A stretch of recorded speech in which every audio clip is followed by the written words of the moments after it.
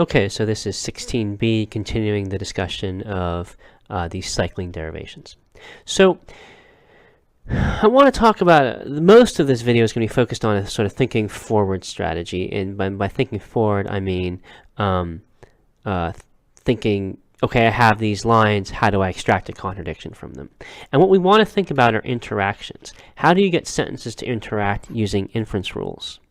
So more specifically, let's look at these four sentences. And the question we want to ask is, which of those top sentences, will interact with the bottom sentence? And more particularly, we want to ask, when we instantiate the top three and we instantiate the bottom, on which can we get sentential interaction? And if we look inside the bottom, we know that it's for every x, some y, good. And then it's a disjunction, and so we do MTP with that.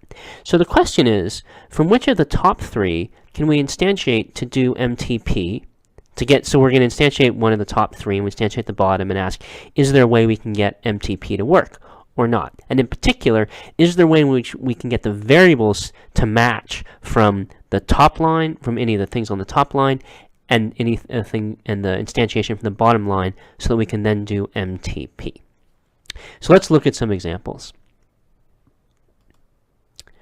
So what we're going to need to, so we're looking for interactions. So let's ask some questions. And so you want to, in thinking about this, you want to ask, which variables do you have control over? And you don't have control over variables that are bound by existential quantifiers, because those always instantiate to new variables. You do have control over the variables bound by UI, bound by universal quantifiers, because those you can universally instantiate, and you control what you instantiate to when you do UI. So you want to ask that, which variables do you control, and then how do the instances interact truth functionally? And so in the previous, on the example that we're going to be working with more, it's going to be MTP. So we want to now look at some examples.